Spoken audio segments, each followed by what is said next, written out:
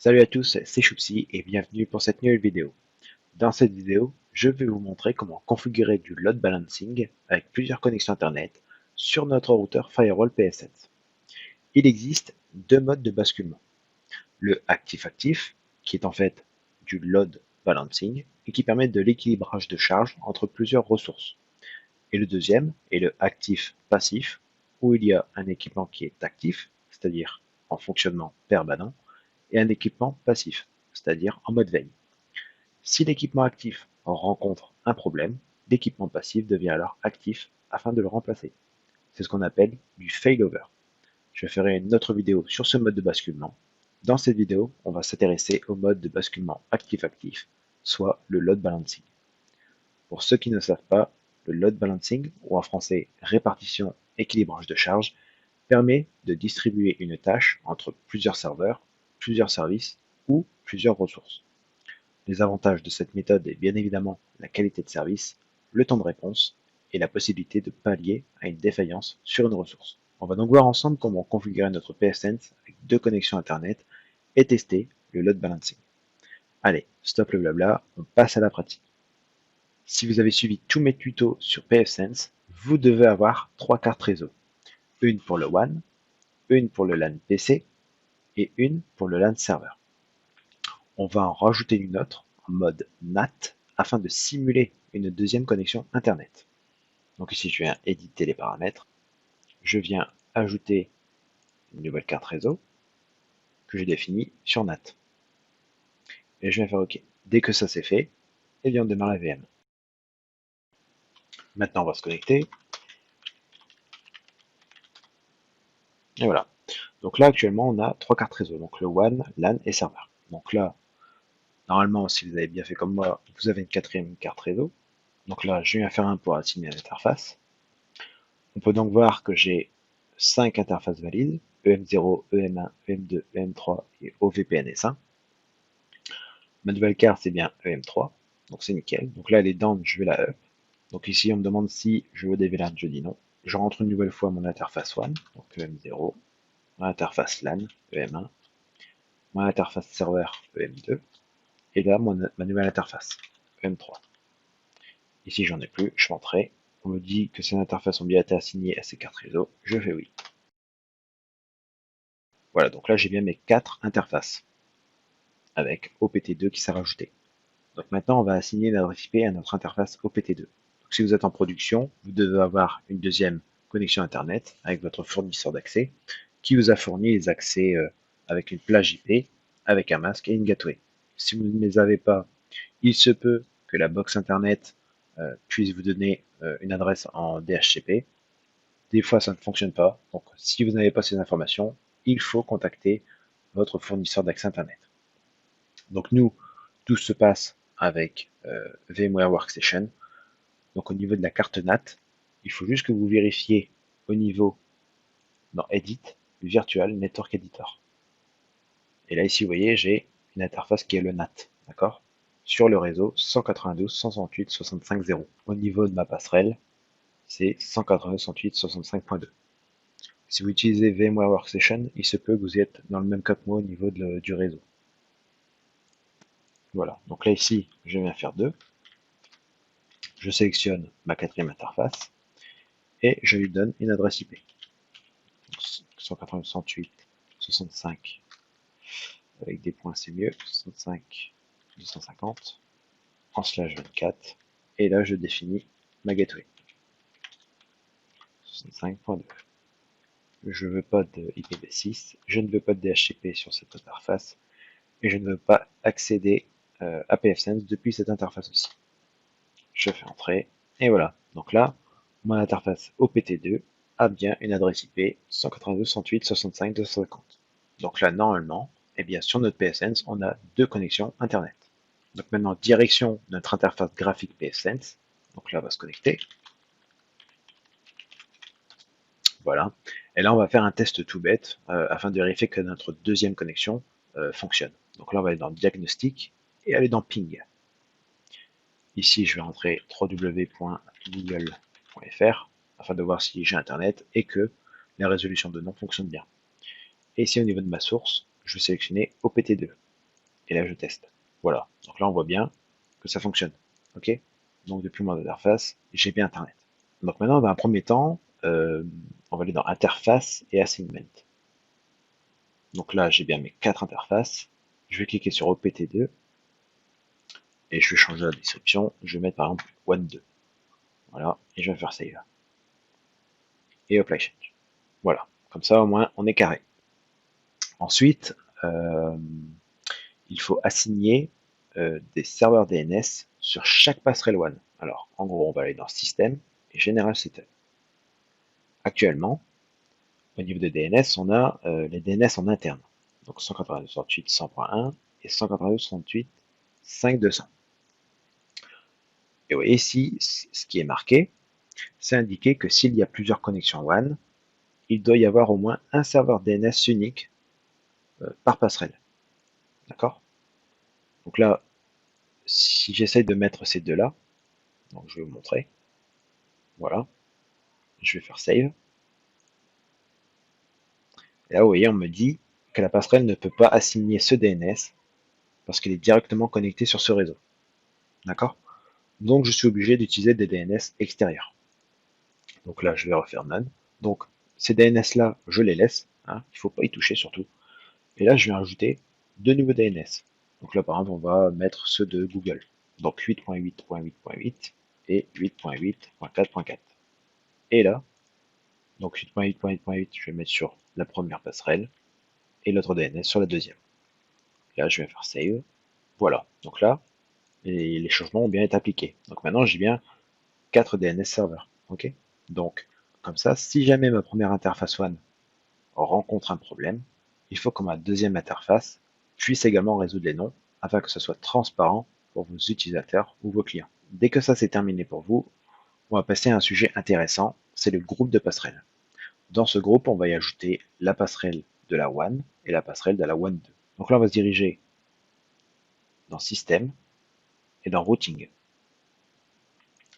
Là, ici, on peut voir toutes les gateways qui sont sur votre PSN. Ici, on en a bien deux.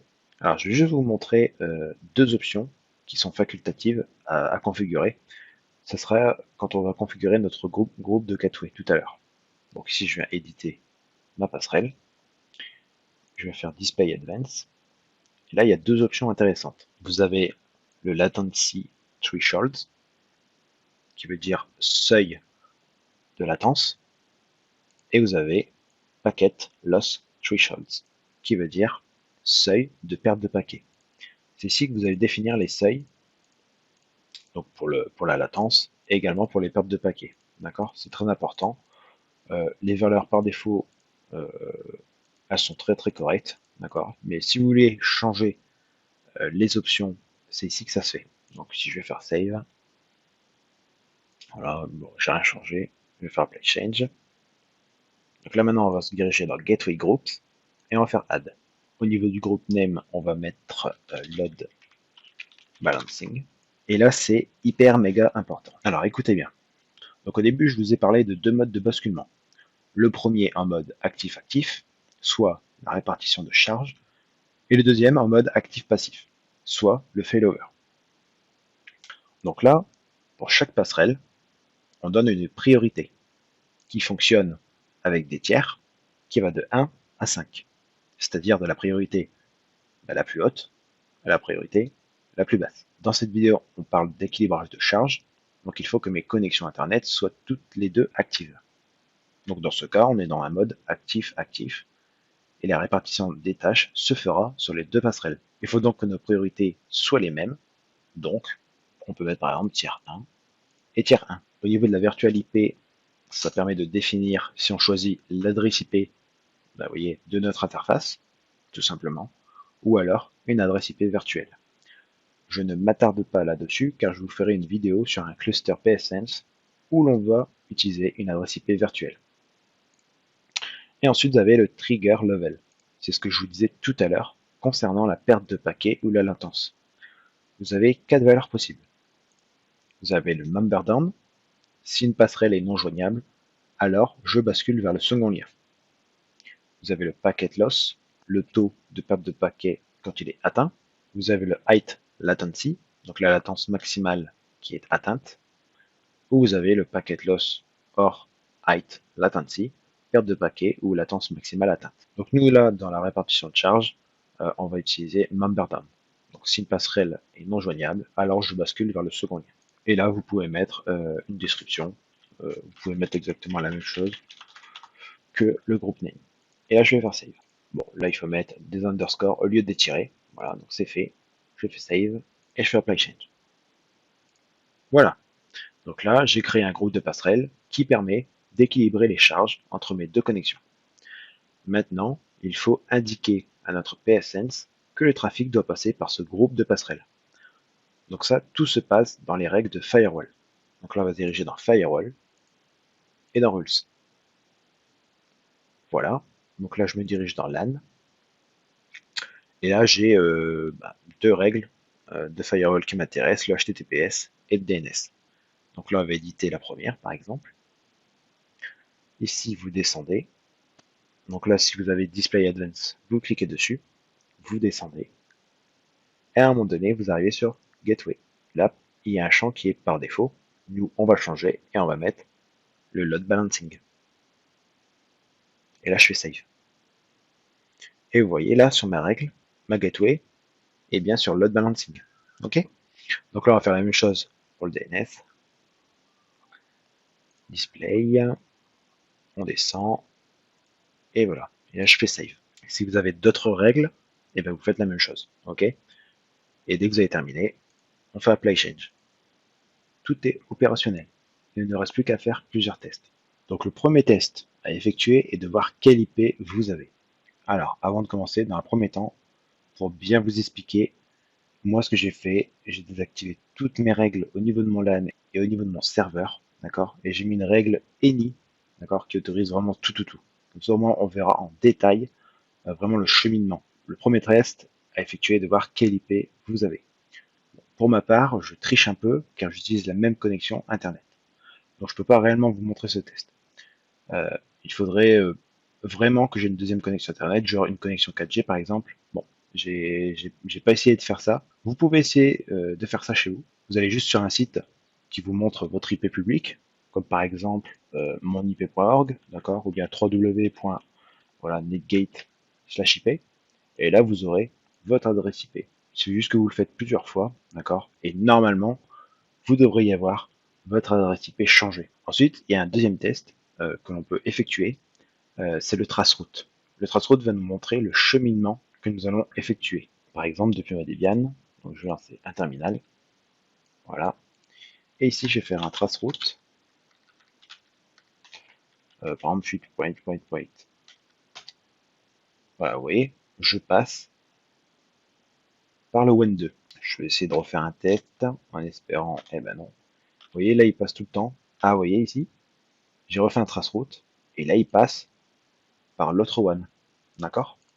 Donc on voit bien que l'équilibrage de charge, elle se fait bien. D'accord. Là, je suis en 65.2. Est-ce que je peux remonter en 100.1? Ça serait bien.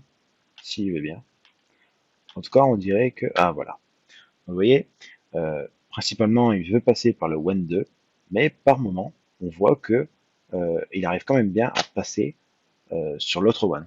Donc ça, c'est vraiment un test que vous pouvez effectuer de votre côté. Si vous avez, comme moi, une seule connexion Internet, mais que vous avez fait comme moi, une carte réseau en accès par pont, et une autre carte réseau en NAT, pour vraiment simuler deux connexions Internet, même si c'est pas le cas. Et ensuite, le troisième test qu'on peut effectuer, tout simplement, c'est de télécharger un fichier, d'accord, à partir de plusieurs sources, donc, par exemple mon Debian au niveau de mon PC et de mon serveur. Donc là, on va essayer de télécharger par exemple Debian, tout simplement, depuis la Debian. Voilà, je suis enregistré. Et vous pouvez, à partir de PSense, aller dans Statut et dans Traffic Graph, d'accord. Et vous aurez un graphique qui va vous répertorier toutes les adresses IP avec les bandes passantes en in et en out. Là, on peut voir déjà que j'ai une adresse IP qui télécharge un maximum. Ok. Alors, ce qui est dommage, c'est qu'on peut voir qu'un seul graphe à la fois. Donc, je vous suggère d'ouvrir un deuxième lien avec le WAN2 par exemple et le WAN1. Voilà, donc là, je télécharge une ISO Debian. Alors, si je vais dans statut Traffic Graph. Donc j'ai mon graphique sur la partie WAN et un autre graphique sur la WAN 2. Là on peut donc voir que c'est plutôt mon WAN 2 qui prend le téléchargement, qui prend la charge du téléchargement de la Debian. Sur la WAN 1, vous voyez, j'ai rien du tout. Et donc là sur ma partie Windows Server, je vais télécharger une version Ubuntu. Voilà. Donc ici je vais faire download now et je vais faire enregistrer. En espérant que la répartition de charge se fasse bien pour bien vous montrer, donc j'espère. Alors donc là on retourne sur mes graphiques. Bon, ça va. On voit bien qu'il y a plusieurs téléchargements. Donc vous voyez sur le WAN 1, on peut voir qu'il y a une bande passante qui est quand même bien prise, donc 4 mégabits par seconde. Et on peut voir ici également, comme là encore actuellement, j'ai mon téléchargement de ma Debian qui se fait, d'accord.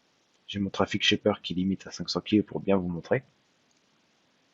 Donc j'ai bien un téléchargement qui se fait depuis mon WAN 2, et sur mon WAN 1, il y a également du trafic. Voilà pour la mise en place du load balancing sur notre routeur Firewall PSense. J'espère, grâce à cette vidéo, que vous avez appris quelque chose d'intéressant. N'hésitez pas à vous abonner à ma chaîne afin d'en découvrir plus, de mettre un petit pouce bleu si cela vous a aidé et de me dire en commentaire si vous avez des problèmes. Je vous répondrai dans les meilleurs délais. Je vous remercie d'avoir regardé cette vidéo. Je vous souhaite une excellente journée et à la prochaine pour d'autres vidéos. Choupsi, terminé.